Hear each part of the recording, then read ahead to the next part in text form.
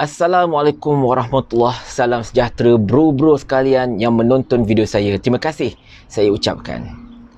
Semalam ketika live di Al-Hajri Studios, saya telah mengeluarkan satu analisis yang mendalam tentang bagaimana sekiranya masalah perpecahan dalam parti-parti dalam Perikatan Nasional dan juga Pakatan Harapan ini berlanjutan, pihak yang pastinya mendapat keuntungan yang paling besar dan seterusnya berkebolehan untuk memenangi PRU yang ke-15 itu sendiri ialah DAP dan juga sekutu-sekutunya. Mengapa saya katakan demikian? Sudah pastilah bila saya mengeluarkan kenyataan tersebut, ada di antara penonton live studio saya dan juga rakan-rakan saya yang mempertikaikan. Ini sekadar satu provokasi biasa. Ini merupakan satu pandangan yang tidak berasas. Rakyat dah serik berada 22 bulan di bawah pemerintahan DAP dan juga sekutu-sekutunya. 22 bulan yang penuh dengan sengsara. Segala bantuan ditarik ataupun dikurangkan. Segala aset negara, harta-harta umat Islam dijual ataupun digadaikan. Dan pelbagai lagi perkara. Dengan ekonomi merudum, dengan menteri yang tidak kompeten dan pelbagai lagi. Jadi ditambah pula dengan kejayaan setakat ini oleh Tan Sri Muhyiddin Yassin dan juga Perikatan Nasional, mereka beranggapan takkanlah rakyat sebodoh itu lagi mahu kembali duduk di bawah DAP dan juga sekutu-sekutunya. Ini tidak mungkin. Ini cuma satu provokasi. Tetapi tuan-tuan dan puan-puan sekalian, saya telah mengeluarkan satu analisis mendalam malam semalam dan kali ini saya akan kongsikan sekali lagi kepada anda mengapa sekiranya kalau perkara ini, perpecahan-perpecahan ini berterusan, DAP pastinya akan mendapat keuntungan paling besar dan mereka boleh menang PRU yang ke-15 nanti. Ya, semua orang tahu Kerajaan Perikatan Nasional di bawah Tan Sri Muhyiddin Yassin telah bertindak begitu hebat. Kita telah berjaya mengatasi COVID-19. Hampir berjaya lah, belum berjaya lagi. Kita juga sedang dalam track untuk memulihkan kembali ekonomi. Dan juga kita berjaya mengatasi sedikit kemelut politik yang telah diciptakan oleh Pakatan Harapan. Bukan satu kejayaan yang ringkas seperti itu. Tetapi tuan-tuan dan puan-puan sekalian, dalam masa yang sama juga, kita tidak boleh beranggapan Perikatan Nasional ini merupakan satu gabungan yang benar-benar kuat. Bahkan sehingga ke hari ini, permuktamadan, bahasa baru tu, untuk menjadikan Perikatan Nasional sebagai satu entiti, masih lagi belum termeterai.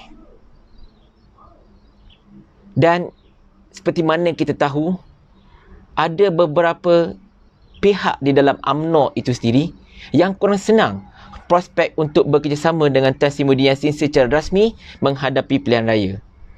Dan mereka juga ada di antara mereka yang berasa kecil hati bila tak dapat jawatan GLC, tidak dapat jadi senator, mempertikaikan lantikan-lantikan dalam Kerajaan Perikatan Nasional dan sebagainya. Dan benda ini bukan satu rahsia lagi dah. Telah pun disuarakan beberapa kali oleh para pimpinan mereka secara terbuka di media sosial sehingga mengundang kepada memberikan peluru kepada musuh.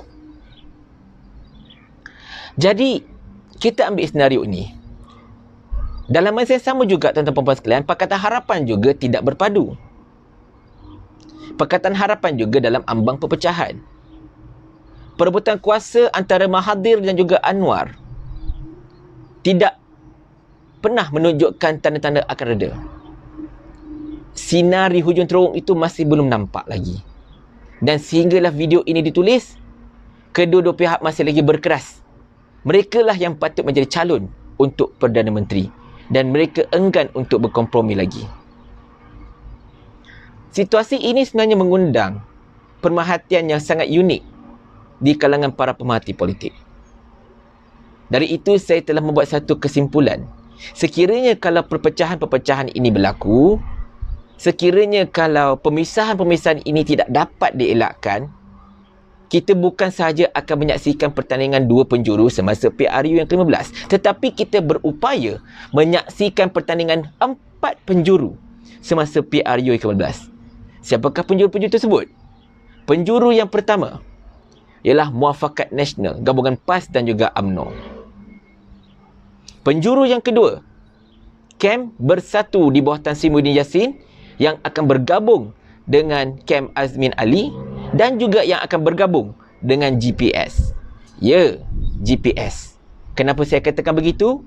Kerana GPS dalam mesyuaratnya baru-baru ini dikhabarkan sekiranya berlaku perpecahan dalam Perikatan Nasional, mereka akan lebih memberikan sokongan kepada Tan Sri Muhyiddin Yassin dan juga gabungan PPBM Azmin berbanding dengan memberikan sokongan kepada Muafakat Nasional. Penjuru yang ketiga, ya, kem DAP, PAN, Warisan dan juga kem Atuk.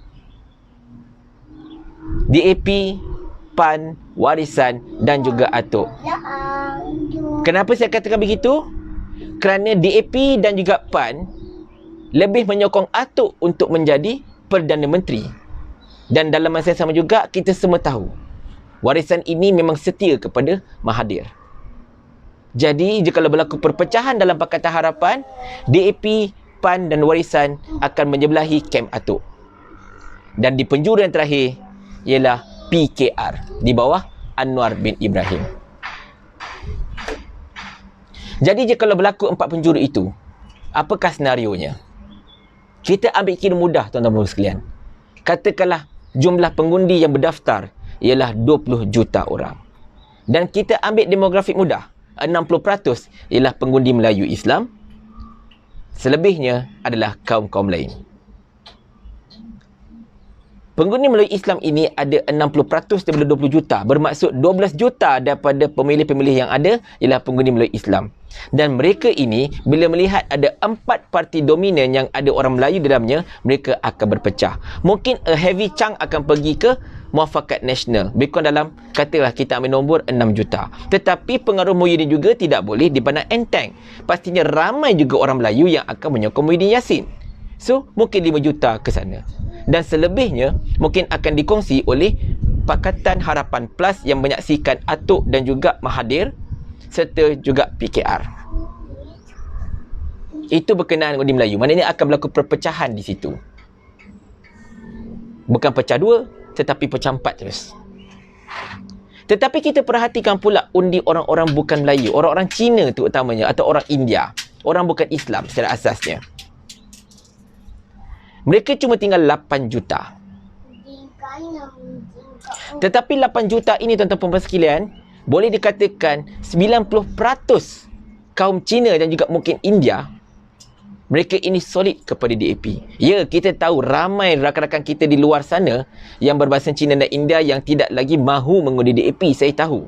Tetapi kita tak boleh nafikan hakikat stronghold DAP di kalangan pengundi bukan Islam, pengundi bukan Melayu, masih lagi sangat-sangat kuat. Dan ianya memakan masa hampir lebih kurang 10 tahun kot untuk memastikan kita berjaya untuk menghilangkan stigma pengundi orang bukan Islam ini menyokong DAP. Jadi daripada 8 juta, kita ambil 90% yang akan menyokong DAP, 7.2 juta solid untuk Pakatan Harapan Plus sahaja. 7.2 juta. Dan mungkin akan ada orang Melayu yang tetap mengundi Pakatan Harapan Plus itu kerana keberadaan PAN dan juga Mahathir dan tim tersebut. Jadi undi mereka boleh katakan agak solid. Jadi jikalau kita ambil perkiraan ini secara kasar dan unjuran-unjuran yang telah kita buat, maka tidak syak lagi lah bahawa pihak yang akan mendapat keuntungan paling besar dengan perpecahan-perpecahan ini ialah DAP dan juga Pakatan Harapan Plus. Atas hujah saya, undi Melayu pasti berpecah sekurang-kurangnya kepada 4 bahagian. Tetapi undi orang bukan Islam, orang bukan Melayu, kebanyakan mereka ini solid kepada DAP. Dan mereka juga akan berikan sokongan kepada PAN jika PAN ditanding. Jadi tuan-tuan dan puan-puan sekalian, apakah solusi untuk masalah ini? Solusi yang paling mudah, paling senang tetapi paling obvious ialah Perikatan Nasional tidak boleh berpecah. Pimpinan UMNO dan juga PPBM serta PAS, mereka perlu duduk semeja mencari solusi yang terbaik. Minta maaf. Mereka perlu duduk semeja mencari solusi yang terbaik untuk membincangkan tentang perkara-perkara yang berpotensi untuk menimbulkan ketegangan ataupun ketidaksetujuan antara mereka. Pimpinan kesemua parti ini harus merendahkan ego. Mereka harus mencari collective tool dan tidak hanya mementingkan tentang keabsahan parti masing-masing sahaja. Sebab kita ada agenda lebih luas, iaitu untuk memastikan orang Islam dan juga orang Melayu terutamanya di Malaysia ini nasib mereka terbela. Dalam masa yang sama juga kita memastikan kaum-kaum lain, bangsa-bangsa lain tidak dipinggirkan. Sekiranya Perikatan Nasional berpecah, advantage DAP dan juga Pakatan Harapan Plus. Adakah anda mahu prospek itu terjadi? Adakah anda mahu melihat DAP menang sekali lagi pilihan raya dan menyaksikan Nobita kembali menjadi Menteri Kewayangan dan lebih banyak lagi aset-aset negara dijual? Jikalau anda tidak mahu, jikalau anda sayangkan negara ini, Perikatan Nasional tidak boleh berpisah. Carilah satu solusi. Carilah satu solusi. Dan kepada para pimpinan parti-parti dan Perikatan Nasional ini, tolong lihat mood rakyat. Tolong lihat trend rakyat pada ketika ini dan buatlah keputusan berdasarkan kepada mood rakyat dan juga trend di luar ketika ini. Jangan hanya membuat keputusan berdasarkan kepada pandangan anda dalam bilik mesyuarat yang penuh ber-aircon dan juga sempit itu. Ini adalah nasihat ikhlas daripada saya, Faiz Al-Hajari, sebab saya tidak mahu 22 bulan merananya kita di bawah pemerintahan DAP dan juga sekutunya berulang kembali. Assalamualaikum warahmatullahi wabarakatuh. Minta maaf atas segala kekurangan.